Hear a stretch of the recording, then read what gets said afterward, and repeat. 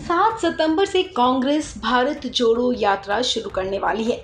लेकिन इससे पहले ही सोमवार को कांग्रेस ने भारत जोड़ो यात्रा को लेकर दिल्ली में कॉन्स्टिट्यूशनल क्लब ऑफ इंडिया में सिविल सोसाइटी के कई प्रमुख लोगों के साथ बैठक की। बैठक में कांग्रेस सांसद राहुल गांधी भी पहुंचे। राहुल गांधी के साथ यहां हुई इस बैठक में स्वराज इंडिया के योगेंद्र यादव और कई अन्य सामाजिक एवं गैर सरकारी संगठनों के लोग शामिल हुए। आपको बता दें, कांग्रेस की ये यात्रा कश्मीर से लेकर कन्याकुमारी तक रहेगी, जिसे लेकर सोमवार को सिविल सोसाइटी के प्रतिनिधियों के साथ विचार विमर्श किया गया।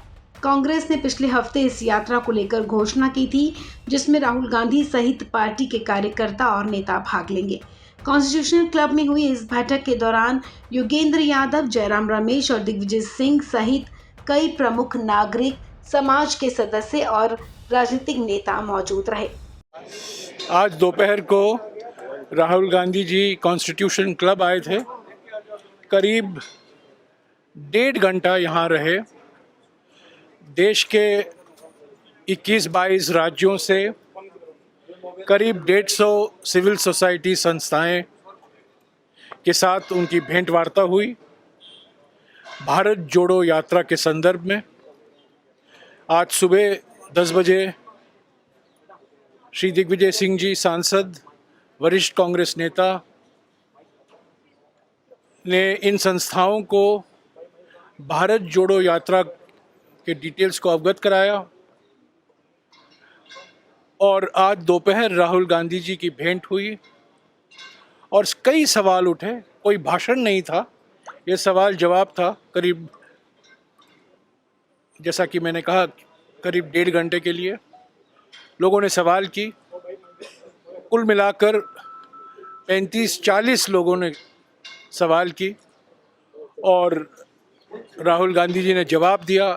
भारत जोड़ो यात्रा क्यों हम कर रहे हैं, क्यों शुरुआत कन्याकुमारी से 7 सितंबर को हो रही है, भारत जोड़ो यात्रा के क्या मकसद हैं, किस राजनीतिक संदर्भ में भारत जोड़ो यात्रा की कल्पना की गई उदयपुर में और आज वो कल्पना हकीकत में बदलने वाली है 7 सितंबर को। और राहुल गांधी जी ने ये कहा कि भारत जोड़ो यात्रा के 3 मुख्य स्तंभ हैं। एक आर्थिक स्तंभ है, एक सामाजिक स्तंभ है और एक राजनीतिक स्तंभ है। आर्थिक चुनौतियां हैं देश के सामने, सामाजिक चुनौतियां हैं देश के सामने, राजनीतिक चुनौतियां हैं देश के सामने। और इन चुनौतियों को मद्देनजर रखते हुए कांग्रेस पार्टी ने एक पॉलिटिकल परंतु नॉन पार्टीजान, यह राजनीतिक रैली है, एक राजनीतिक यात्रा है, एक राजनीतिक पार्टी होने के नाते भारत जोड़ो यात्रा की शुरुआत हुई है। सिविल सोसाइटी की तरफ से शामिल हुए योगेंद्र यादव ने कहा कि इस बात पर आम सहमति है कि हम कांग्रेस की भारत जोड़ो यात्रा का स्वागत करते हैं, क्योंकि ये समय की मांग है जिसके साथ जुड़ने के लिए हम सहमत हुए हैं। अपने अपने तरीके से इस यात्रा से जुड़ाव बनाएंगे, एंगेजमेंट बनाएंगे। कोई उनके साथ चलेंगे, कोई जाके स्वागत करेंगे, कोई सपोर्ट करेंगे, अलग अलग तरीकों से करेंगे, लेकिन इससे एक जुड़ाव बनाने की सर्वसम्मति सबकी बुरी है।